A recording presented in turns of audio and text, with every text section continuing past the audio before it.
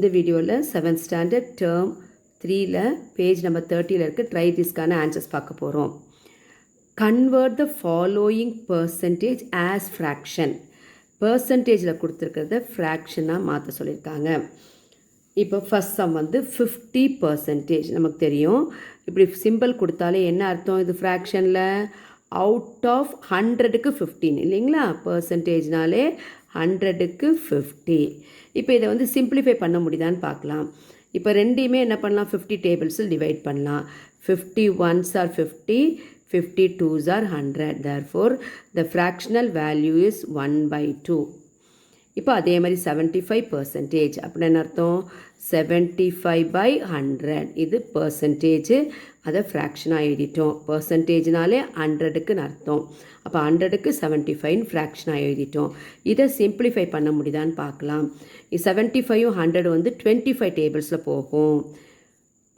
25 3s are 75, 25 4s are 100. அப்போ 3/4. இப்போ next sum வந்து 250. இப்போ உங்களுக்கே தெரிஞ்சிருக்குமே. Very good. 250/100. இப்போ இது எந்த டேபிள்ஸில் டிவைட் பண்ணலாம்? ரெண்டையுமே. அதுக்கப்புறம் இன்னொரு எக்ஸாம்பிள் என்ன சொன்னால், இந்த மாதிரி 00 வந்து அந்த 00 கூட நம்ம அடிச்சிக்கலாம். அடிச்சுட்டு மீதி இருக்கிறத நம்ம என்ன பண்ணிக்கலாம்? டிவைட் பண்ணிக்கலாம். இப்போ 25 10 இருக்குது. எந்த டேபிள்ஸை டிவைட் பண்ணலாம்? எஸ், இது 5ல் முடிஞ்சிருக்கு, இது 0ல் முடிஞ்சதுனால 5 டேபிள்ஸ் வரும். 5 5s are 25, 5 2s are 10. அப்போ 5/10. நெக்ஸ்ட் வந்து 31/5. இது என்ன இதில் கொடுத்துருக்காங்கன்னா மிக்சட் ஃப்ராக்ஷனில் கொடுத்துருக்காங்க. அப்போ ஃபஸ்ட்டு என்ன பண்ணணும்? இதை வந்து நம்ம இம்ப்ராப்பர் ஃப்ராக்ஷனாக மாற்றிக்கணும். எப்படி மாற்றணும் அப்படின்னா, இந்த டினாமினேட்டரையும் ஹோல் நம்பரையும் மல்டிப்ளை பண்ணணும். அப்போ 30 × 5 வந்து எவ்வளோ வரும்? Very good. 0 போட்டுக்கணும். 5 3s are 15, 150. அந்த வந்த ஆன்சரோட இந்த 1 ஆட் பண்ணணும். அப்போ எவ்வளோ வரும்? 151/5 வரும் பர்சன்டேஜ். இப்போ இதை எப்படி நம்ம வந்து மாற்றுறது அப்படின்னு சொன்னால், இது வந்து உங்களுக்கு ஃப்ராக்ஷனல் வேல்யூ இருக்குது. இப்போ இதெல்லாம் ஹோல் நம்பரில் வந்தது, அப்போது நமக்கு நியூமரேட்டரில் வந்துருச்சு. இப்போ இது வந்து it is also A fraction இல்லைங்களா? அப்போ எப்படி எழுதணும் அப்படின்னா 151/5/100. அப்போ இப்படி வந்ததுன்னா நியூமரேட்டர் அப்படியே எழுதிக்கணும். எப்படி எழுதுவீங்க? 151/5 இன்டூ இந்த டினாமினேட்டருடைய ரெசிப்ரோக்கல் எழுதணும். 100 ரெசிப்ரோக்கல் என்னது? 1/100. இப்போ இது கேன்சல் பண்ண முடியுதான்னு பார்க்கணும். எதுவுமே கேன்சல் ஆகாது, அப்படியே எழுதிட வேண்டியதுதான். 121 × 1 121. எதுவுமே வந்து எந்த நம்பராலையும் டிவைட் ஆகாது. அப்போது 151 × 1 வந்து 151/5 × 100 500.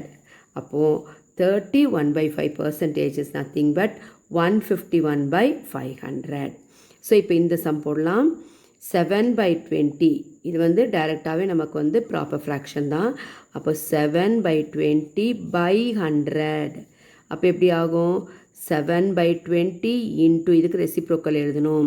எப்போவுமே ஃப்ராக்ஷன் அண்ட் டிவிஷன் வரும்போது நீங்கள் என்ன பண்ணிக்கணும்? டினாமினேட்டருக்கு எப்போ நியூமரேட்டரில் ஃப்ராக்ஷன் வந்தாலும் டினாமினேட்டருக்கு ரெசிப்ரோக்கல் எழுதணும். Reciprocal is nothing but 1/100. இப்போ இங்கேயும் பார்த்தீங்கன்னா 20 100 7ஆல் டிவைட் ஆகாது. அப்போ என்ன பண்ணணும்? அப்படி அப்படியே மல்டிப்ளை பண்ணணும்.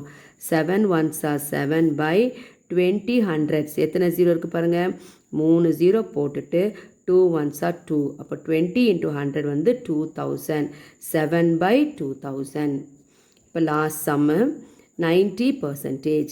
அப்போ 90/100.